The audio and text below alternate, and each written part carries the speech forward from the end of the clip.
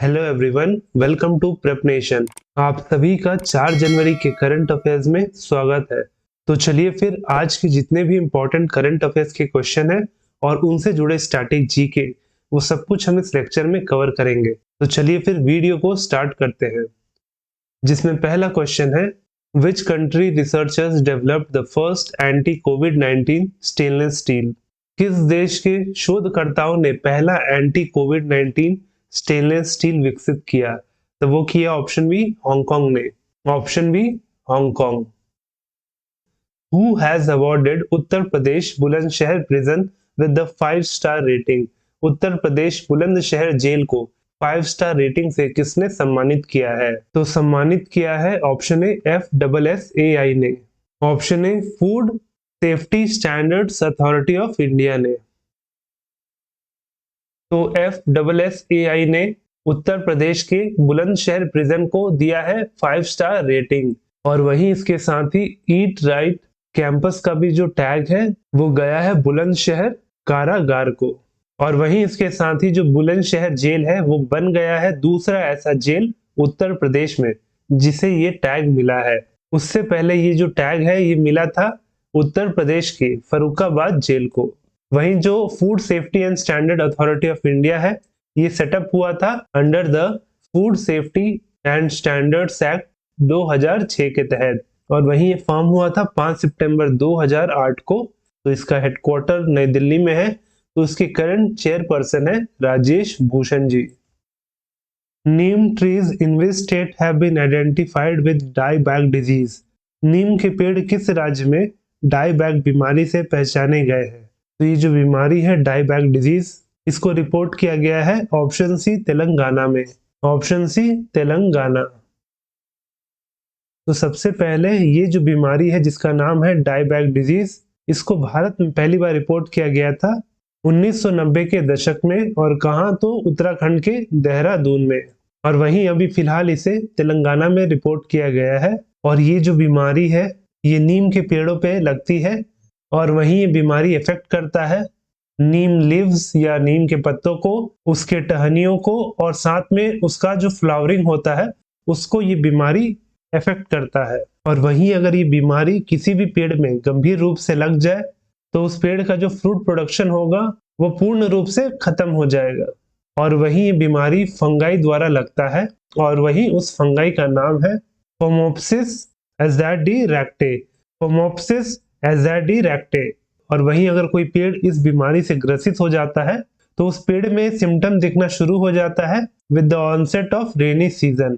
और वहीं जैसे जैसे सीजन आगे बढ़ता है फिर वैसे वैसे ये बीमारी उन पेड़ों पे अपना विकराल रूप दिखाने लगता है।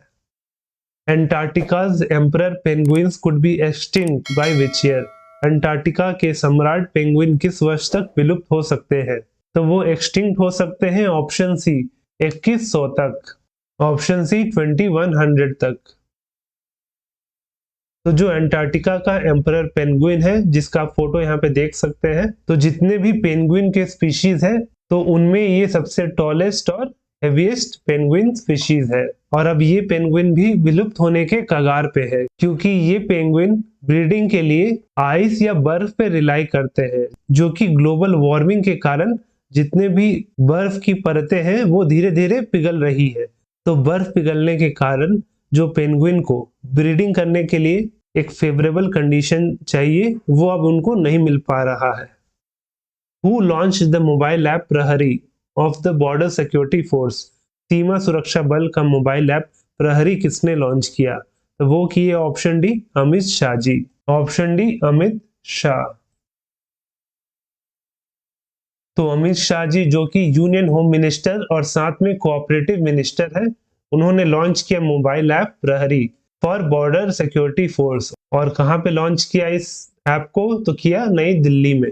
और वहीं इस ऐप के थ्रू जितने भी बीएसएफ के जवान हैं they can get personal information and information related to accommodation, Ayushman, CAPF, और वहीं साथ में लीव्स के बारे में जान सकेंगे वो भी थ्रू अपने मोबाइल फोन। और वहीं जो बीएसएफ है वो इंडिया का बॉर्डर गार्डिंग ऑर्गेनाइजेशन है जो स्थापित है पाकिस्तान और बांग्लादेश बॉर्डर के पास। और वहीं ये फॉर्म हुआ था 1 दिसंबर 1965 को और इसका हेडक्वार्टर नई दिल्ली है। तो वहीं इसके करंट डायरेक्टर जनरल है Pankaj Kumar Singh. Which IIT has developed स्वस्थ गर्भ a mobile app along with Delhi AIIMS? किस IIT ने दिल्ली एम्स के साथ मिलकर एक मोबाइल ऐप स्वस्थ गर्भ विकसित किया? तो वो IIT है ऑप्शन सी IIT रुड़की, जिसने इस स्वस्थ गर्भ मोबाइल ऐप को डेवलप किया एम्स दिल्ली के साथ मिलके। ऑप्शन सी IIT रुड़की इसका सही आंसर है। तो सबसे पहले इसमें यही जानना जरूरी है कि इसे IIT रुड़की और एम्स दिल्ली द्वारा बनाया गया है। और वही इस मोबाइल एप्लीकेशन का क्या काम है? तो ये मोबाइल एप्लीकेशन प्रोवाइड करेगा antenatal care and real time medical support to pregnant women. तो यही इस मोबाइल ऐप का काम है। Who has been appointed as the acting Central Vigilance Commissioner? कार्यवाहक केंद्रीय सतर्कता आयुक्त के रूप में किसे नियुक्त किया गया है? तो नियुक्त हुए हैं option C Praveen Kumar Srivastava ji. Option C Praveen Kumar Srivastava. तो श्रीवास्तव जी 1988 बैच के IAS ऑफिसर हैं ऑफ आसाम मेघालय कैडर, और इन्हें भारत सरकार ने अपॉइंट किया है as acting central vigilance commissioner. और वहीं ये रिप्लेस करेंगे सुरेश एन पटेल जी को, जिनका कार्यकाल पिछले साल 24 दिसंबर को ही खत्म हो गया था। Who has been selected for the first KR Gauri अम्मा नेशनल अवार्ड? पहले KR गौरी अम्मा राष्ट्रीय पुरस्कार के लिए किसे चुना गया है? तो चुना गया है ऑप्शन बी अलाइडा गुएवारा को। अलाइडा गुएवारा। तो जो अलाइडा गुएवारा है वो एक क्यूबन सोशल वर्कर और साथ में ह्यूमन राइट्स एडवोकेट है, जिन्हें मिला है फर्स्ट KR गौरी अम्मा नेशनल अवार्ड।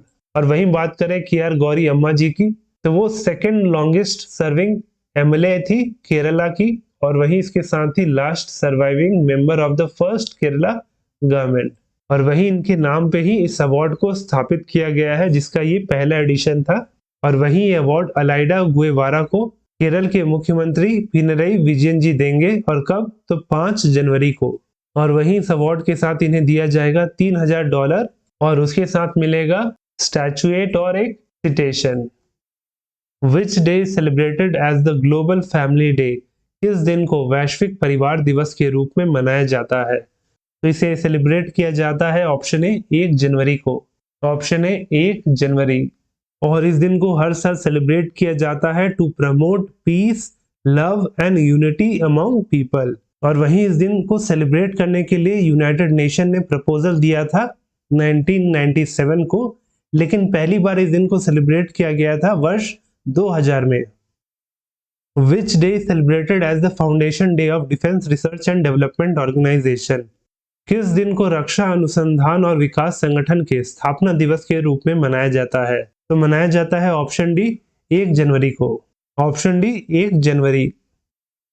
और वहीं इस साल यानी कि 2023 में DRDO का ये 65th फाउंडेशन डे था। और वहीं DRDO फॉर्म कब हुआ था? तो ये हुआ था वर्ष 1958 को। और वहीं DRDO का हेडक्वार्टर है नई दिल्ली में। तो इसके करंट चेयरमैन है समीर वी कामत जी। और वहीं जो DRDO का मोटो है वो है strength origin is in science. Strength origin is in science. अब ये जो क्वेश्चन है वो आपके लिए है कि which is the first national park in India? Bharat का पहला राष्ट्रीय उद्यान कौन सा है? तो आपको इसका सही आंसर नीचे कमेंट करके बताना है। और वहीं इस लेक्चर का PDF आपको हमारे टेलीग्राम चैनल प्रेप नेशन में मिल जाएगा, जिसका लिंक नीचे डिस्क्रिप्शन में दिया गया है। आप वहां पे जाके उसे डाउनलोड कर सकते हैं। और वहीं अगर वीडियो अच्छा लगा हो तो वीडियो को लाइक करें, और वहीं अगर आप चैनल पे नए हो तो चैनल को सब्सक्राइब करना ना भूलें।